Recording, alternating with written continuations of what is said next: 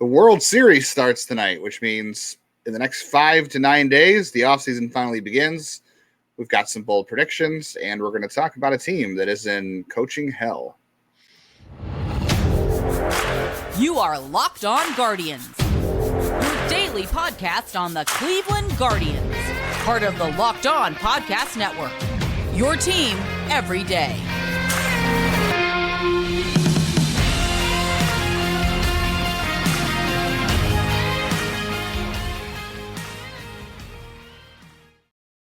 Hello, everyone, and welcome to the show. Today's episode is brought to you by Jase Medical. Empower yourself with the purchase of a Jace case, providing you with a personal supply of 5 antibiotics that treat 50-plus infections. Get yours today at Jase Medical. That's JASEmedical.com. We have a lot going on today. We got a mailbag. We got more manager talk.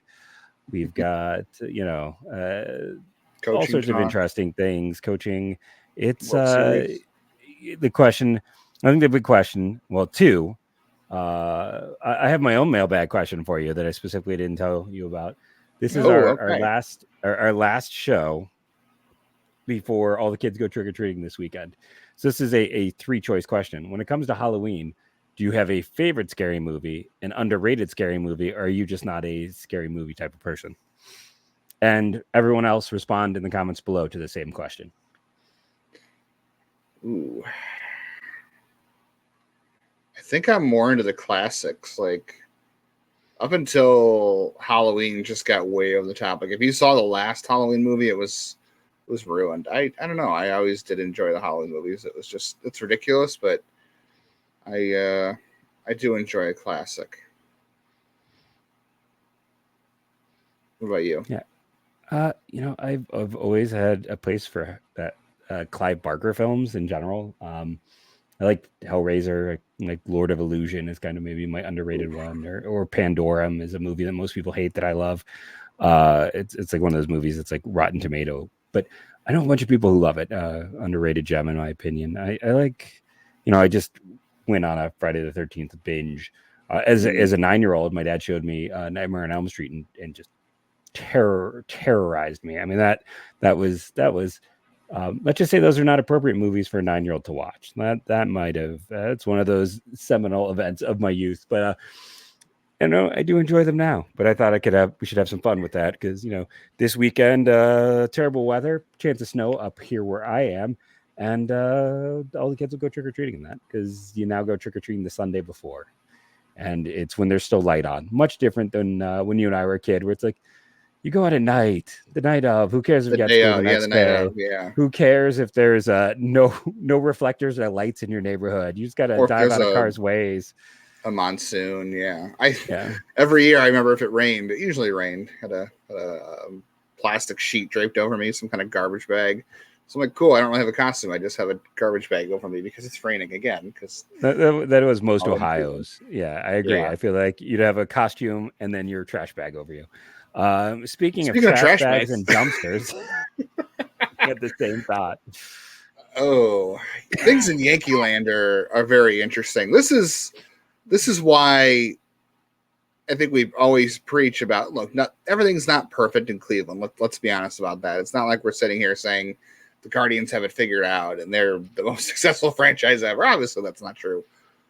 But I think a lot of people don't realize is that it's not just like the hitting coach takes care of all the hitting and the pitching coach takes care of all the pitching. Like, yes, that's their main duty, and they're like the main person that interacts with their group of players. But everything in organizations now is done from a top to bottom approach. So the story we're referencing, I think we talked about a little bit yesterday, was the Athletic story, where certain veterans like Sean Casey, former Cleveland Indians prospect, was barely a Cleveland Indian. But he wasn't teaching the younger guys what they learned in the minors. And then there was not a whole lot of communication between whether or not he's going to be brought back. And he got blamed for younger player regression, even though. Yeah. And this is a guy who came into New York. Yeah. And he didn't start the year with them. He came into the season halfway through the year with them. And the most of the offense was flailing. I mean, I don't know what you expect Sean Casey to do with Franchi Cordero outside of playing Cleveland, or Jake Bauer, all this stuff. But I think the point is, like, I can name 5 or 6 guys in an organization who works with hitters in Cleveland that weren't Chris Valaika. So my point is here, it's not all just on one guy. Like the message, what's happening in New York was like he wasn't teaching the younger guys the same thing they learned in the minors because not everyone's on the same page. You're bringing in a guy halfway through the season to try to change things because the offense is failing and you have a $200 million payroll. And we talked yesterday about, $200 million doesn't buy you good communication. But I don't know how many people realize that this is a team approach. You've got a hitting coordinator. You've got minor league coaches. And it's why it's important for everyone to be on the same page when you're doing this. So no matter how much money you spend, I think I've said multiple times, I don't think the manager is the most important thing because you got to have the talent for them to manage. It's when the talent doesn't live up to expectations is when you start looking at your coaching and managing, like San Diego. So I think people just don't realize how many people are involved in these processes, not just hitting coach working with hitters and pitching coach. There are like 5, and maybe it's too many cooks in the kitchen. Maybe it is, but I don't think people realize how many people are involved in the process, and it's not just the guy you see or hear about on a day-to-day basis working with his specific group.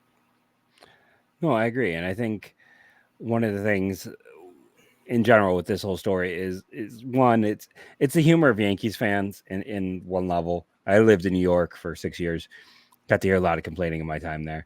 And this whole idea that like, oh, Steinbrenner doesn't spend anymore, that this is the cheap Stein. This is still a team, by the way. If we have any Yankees fans listening, you're not picking 16th. I know it says that on Tankathon. You're picking 26th because you're falling down because you're one of 2 teams. The Mets and Yankees are the only 2 teams that were 30 million over the luxury tax. Mm-hmm. This is still a team that spends with wild abandon. Now it hasn't always worked out, and here's the one bit of credit I'll give them.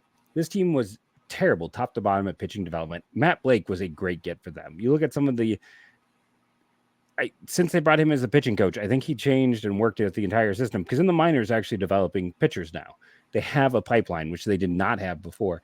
So I think they need kind of someone in there who can help develop a top to bottom inclusive system. The problem is they brought in John Casey, as you pointed out, halfway through the year and given him a possible task and then fired him because they weren't happy about it. You got to pick a lane, stick to it, and communicate. If communication is that terrible, we talk about, Tito and the front office had very open communication that nobody. They were at least moving in the same direction. Yeah, like they were talking all the time. We know that.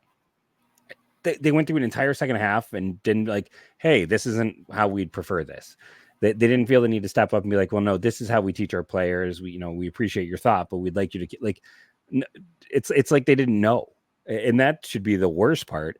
But I'll be curious to see what that team does because they're already way past the luxury tax. They don't have a ton of free agents as far as I can even think about. Maybe there's someone I'm not thinking about. So let's be honest. While Yankees fans are probably expecting Ohtani, this could be a bit of a boring offseason for them. Yeah, I'm not really sure what they're going to do in New York. But you make a good point about Matt Blake because you kind of need an architect, right? Like Cleveland's got director of pitching or pitching coordinator, and they've got, that's why all these roles have been created to keep guys in organizations, give them a voice, and find ways to utilize what they're good at and just keep them in general and have them be a part of this. Like Ruben Nieblo, who, 10 years ago, you didn't have an assistant hitting coach. You didn't have a assistant pitching coach. You didn't have a director of pitching. There's a lot of new roles that got created, and some of that is to keep guys, but it's also there's more information than there ever has been, and it is a lot of voices, and it can be a lot at times, which is why I don't really necessarily blame Sean Casey. I blame the Yankees, and I think it shows you need somebody at the top. You need your I don't want to say CEOs, but you need a high-level architect to draw the map or draw the schematics, and you need to make sure everybody in the organization understands the plan and everybody is teaching to the same plan. And obviously Sean Casey wasn't. That's not his fault. But, there's many ways to fail. And when you have a $200 million payroll, and I know the Yankees were an imperfect team, truthfully. You had Garrett Cole, and they spent a lot of money on Carlos Rodon, and he was hurt, and they didn't have a whole lot of pitching after that this year because, Cortez was hurt. And you're playing, Bowers and Franchi Cordero and Billy McKinney and whatever. The point is, half the battle is getting everybody on the same page, whether it's your prospects, whether it's your coaches, whether it's your veterans. Everybody who is disseminating information all has to be working from the same map. I think I said that yesterday. And there's not any kind of money you can spend on players that's going to fix that. Like I said, I think the Padres are a prime example of this. You can spend all the money you want, but if everybody's not pulling in the same direction or not reading from the same set of directions, things are going to get chaotic. So that is one thing Cleveland has right. They've just got to put the money and the talent on the board to go along with that. 100%. Yeah. All right. World Series comes up tomorrow, and we've got mailbag questions to get to. So let's move along. I've talked about it. Jay's case. Let's do an unboxing this time with Jay's case. So when you open it up, you have right here, you have azithromycin. Why am I doing this? Tablets. As I mentioned, here's the one that's the big one for me. This is the one that helps me with my sinus infection. This is a substitute for Augmentin. You're also getting a Cipro substitute. You are getting a substitute for Lime Packs and a substitute in here for Flagyl. And yes, my pronunciation is terrible. The point is, I have all these on hand. Now I'm prepared. And that's what Jay's case does. It allows me to be prepared. Let's say I'm going on a trip somewhere and I'm going to do something like hiking, and I can potentially get hurt because I'm old and I have bad knees. Like, this is what Jay's case brings of value. It's a small case with a ton of antibiotics, or for someone like me, if we don't want to think about the extreme example, it's also just I get sinus infections, and it's nice to have antibiotics at hand and not have to wait to see your doctor, because we know that's always hard to get in. It's hard to find the time in the day, take time off of work. No, instead, you have a Jay's case, and that can take care of the struggle, the problem for you. And it's just nice to have that on hand. So if you're curious, go to Jase Medical and enter the code LOCKEDON to check out for a $20 discount on your order. From what I understand, it's already discounted to get the medication this way. Plus, you're getting $20 off. That's promo code LOCKEDON at jasemedical.com. The World Series is here. I think it's Zach Gallen and Nate Eovaldi in Game 1. So that should be a fun pitching matchup. Listen to that on your Sirius XM app. Real quickly before we get into the mailbag, who do you got, Jeff? Who you got in the World Series? Because I don't think either of us had the Rangers here, and I know neither of us had the Diamondbacks here. I had if you go back and listen to the hidden episode, that is hard to find. I had Diamondbacks over Rangers in 7. Was my hidden episode. We didn't publish that one, did we? Huh? That's weird. I wonder how that didn't get out there. It was one of those. It's what do they call those in music when it's like the extra track or whatever, like the bootleg. It's the bootleg edition. Bootleg, yeah. So the bootleg Locked On Guardians. I had, here's the thing. So for me, people are gonna call me a virtue signaler here, but I'm gonna root for the Diamondbacks because the Rangers have Chapman. And, in the last round, the Astros are their own sets of issues. And I like Bryce quite a bit, so I could balance it out. But I got to root for Arizona because I don't think they have anyone problematic. But I do kind of like Texas to win it and be one of those teams that they've never won it. So I think Texas is going to win, but I'm hoping for Arizona. Now, last round, I hoped that Texas and Arizona would advance, but I didn't think either would. So we'll see if that can carry through. I'm going to actually go with the Diamondbacks because it's illogical, because the Rangers lineup is just so deep 1 through 9. It's very hard to pitch them. And I don't even think Arizona has enough pitching to do it. I don't. But I didn't think Arizona had enough pitching to beat Philadelphia, and they did. So if they can get past Philadelphia, I think they might have a chance to beat Texas. And this run that Arizona's on doesn't make any sense to me. So as much as I want to root for Austin Hedges to be, Mike Napoli party time postseason guy, I love Austin Hedges. By the way, Austin Hedges, I just learned today, his walk-up song is Fat Bottom Girls from Queen. Got to have some real stones to pull that off. That's very impressive. Especially nowadays. That's a song that I feel like would get you in trouble. Yeah, that's a great walk-up song right there. Not a lot of guys can pull that off, so credit to Austin Hedges. I'd love to see Hedges get a ring, but none of this Diamondbacks run makes any sense to me, so might as well just go with them. So we'll see. Speaking of the Diamondbacks, you ready to jump into some mailbag questions? Yep, let's have at it. All right, Owen is going to ask a question about Diamondbacks. What similarities do you see between the Diamondback style play and the Guardians, and what do you think the Guardians can learn from their success? Well, none. They've got. I'm kidding. Next question.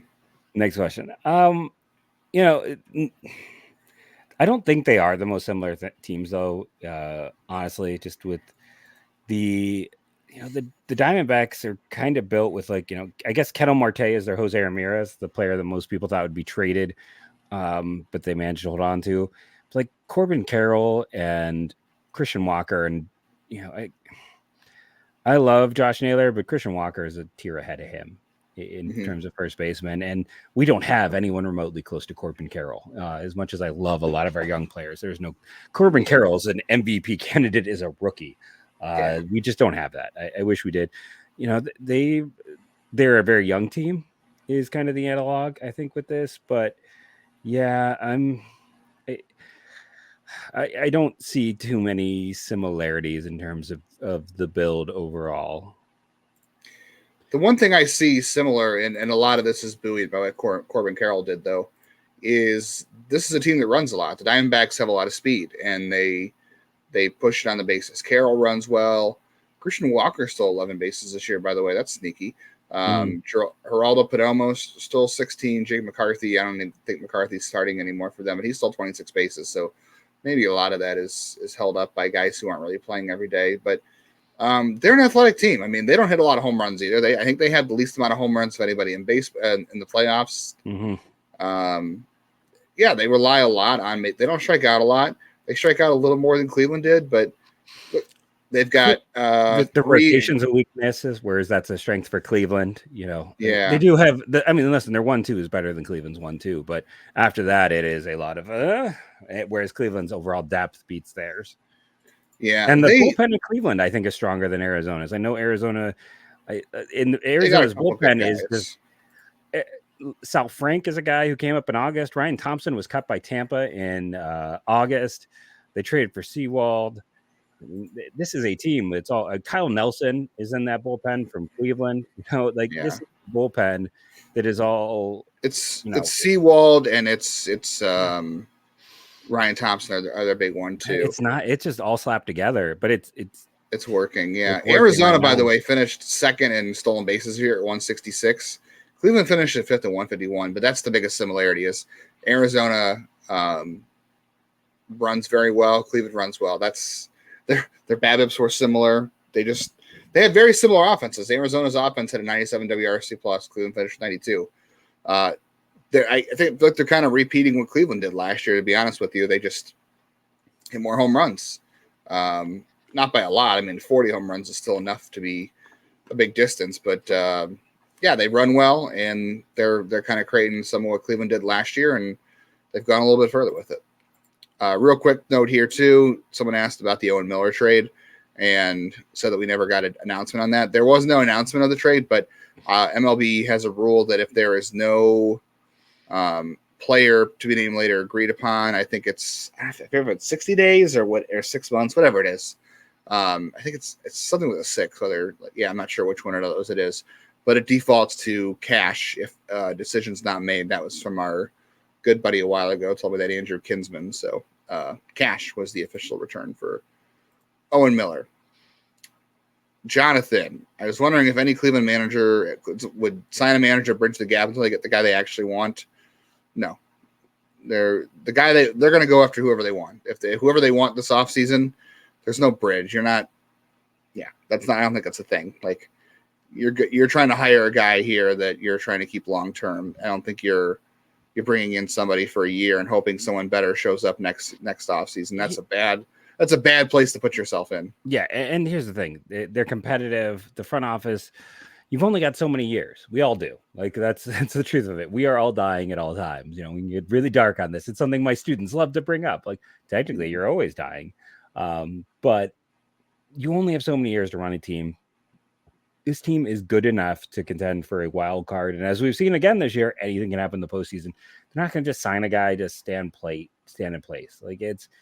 you're not going half measures. It doesn't make any sense to. It's the same thing when I see people, who get conspiracy theories about the draft and like not signing a player and kicking a picked out. It just doesn't make any sense. It doesn't make sense to do it.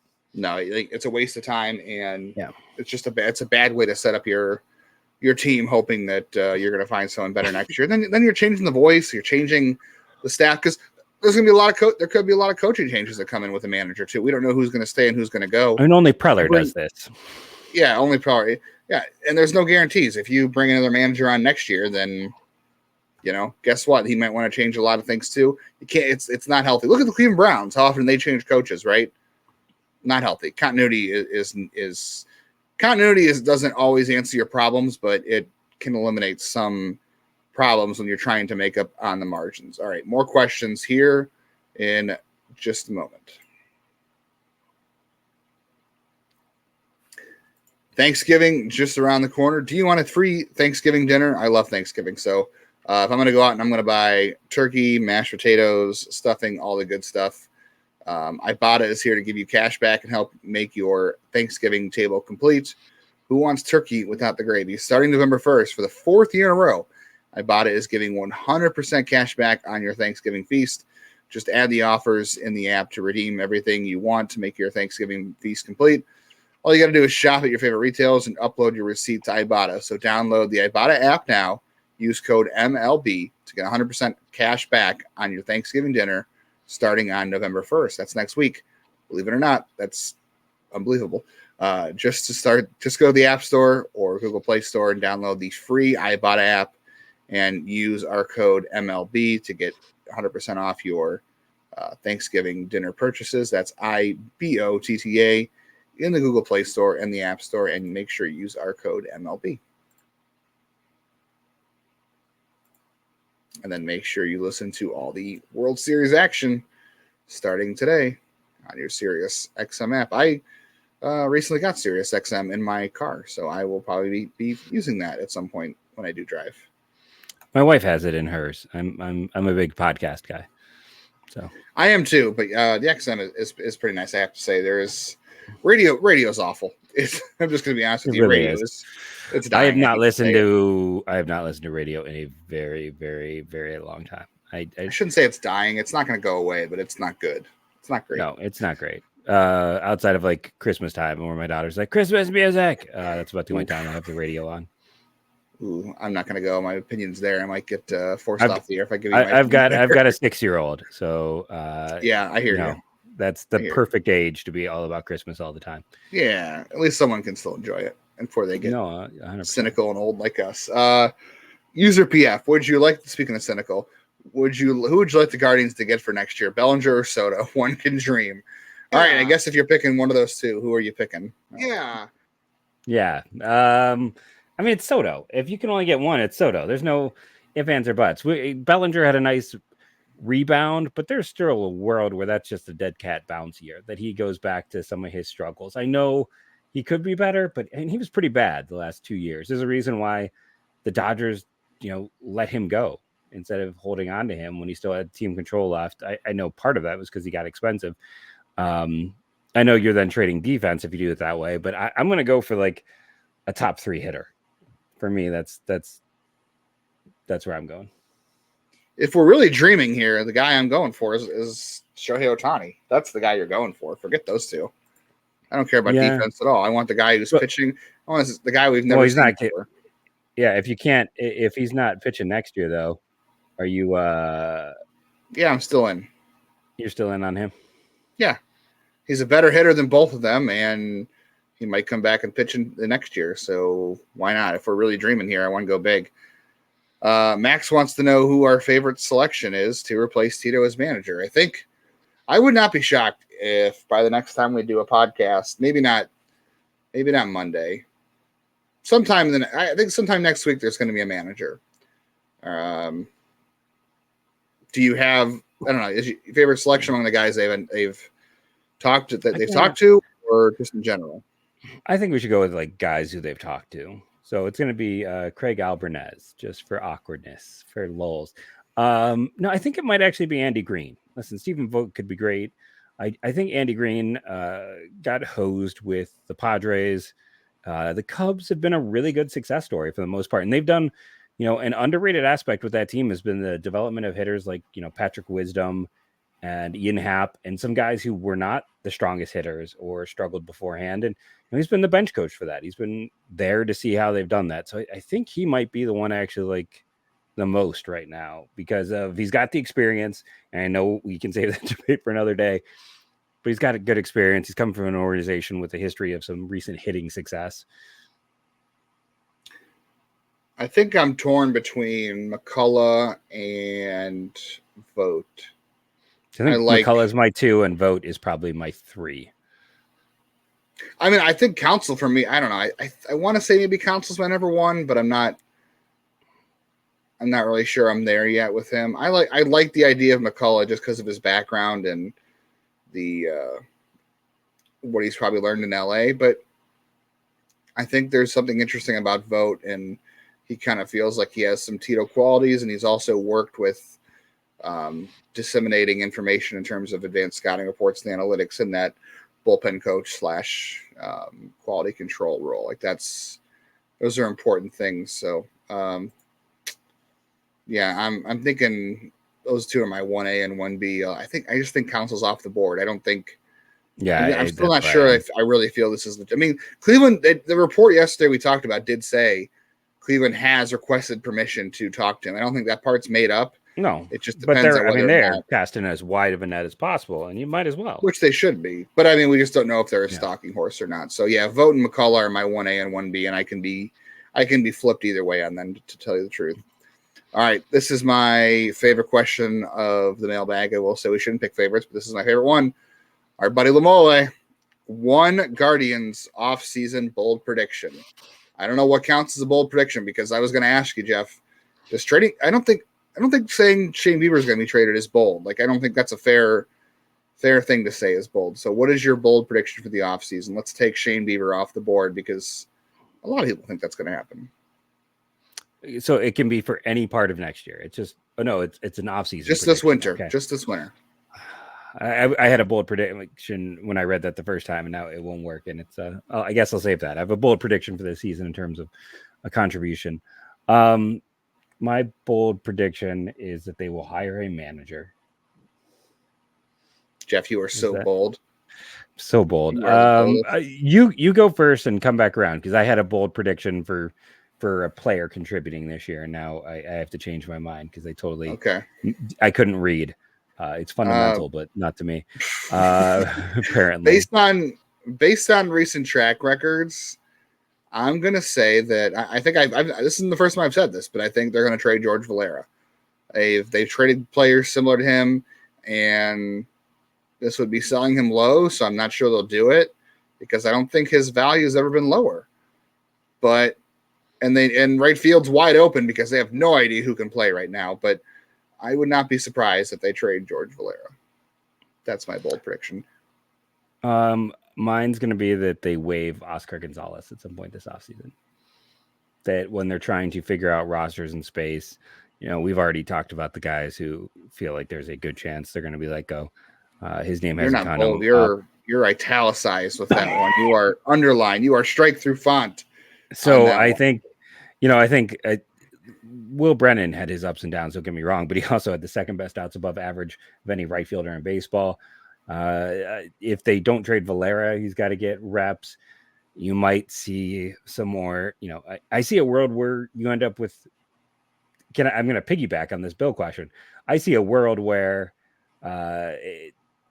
you end up with both Arias and Rocchio winning, and a world where Rocchio is your shortstop and Arias is an outfielder, like we saw last year. They might try to transition one of those guys to the outfield this offseason with the time and the ability. I wouldn't be shocked if they feel like that is the most successful way to get hitters in the lineup. So, yeah, Bill's question is having a competition in spring training for a shortstop a good idea, and if the loser will be automatic trade bait. I think if Arias loses the competition, if there is a competition in spring training, which I think it is a bad idea because you don't really learn much about who is your best fit to play 150 games at shortstop based on 12 spring training games. Like, it's not a good idea. So there's got to be more to it than that. But I think if Arias wins, Rocchio is doing something else, or he's in AAA. But if Rocchio were to win, quote unquote win, Arias does become trade bait, I think, because there's nowhere for him to go backwards. But there is still time for Rocchio to. I don't know what the trade value is for a guy who can't make their way through. Yeah, I just don't see a pathway for him. If maybe there's the outfield option, but I see a harder pathway for him if he doesn't win the shortstop job, quote unquote. And we'll finish up real quick with Glenn. What do we need to fix to start hitting lefties? Is it organizational development, punting on it to win against righties? It's ugly and the cheat code is known. So how do we fix it? To me, it's platooning. It's I have to look and see what the numbers were for last year against lefties. I feel like it wasn't as bad as people think. Like, I feel like they hit lefties fairly decently. I don't think it was that disastrous. It's better than it was in years past. And I think my solution is platooning. I think you've got guys like Ramon Laureano. You have guys in your roster that can do it. You've just got to make David Fry. Those are two guys right there that hit lefties very well. Just leverage your best guys. Like, you have options to hit lefties and do that kind of stuff. Just make sure you're leveraging it. And what is it organizationally? It's that they draft left-handed hitters. Like, let's also be honest about that. You go through, you face more, or they trade for. I know, and it's the smart way to go. But it's also Manzardo lefty, Valera lefty, Delauder lefty, Rafi Velasquez lefty. It's Jake Fox lefty, Jose Tena left. Like, this team, Khalil Watson trade for lefty. And it's smart because it's 81% of the at bats are against lefties, so it's logical. But that is part of the reason you can't hit them is it often takes longer for lefties. 83 WRC plus against lefties last year, 92 as a team, so a 9-point split. It wasn't big; they were just bad in general. Thank you for joining us this week. We hope you've enjoyed the show. Thank you to the Rangers fans who've been jumping in. We appreciate the bump. Make sure that make sure you're joining in every day and checking out all of our stuff. Thank you for all you do, and go Guardians, go.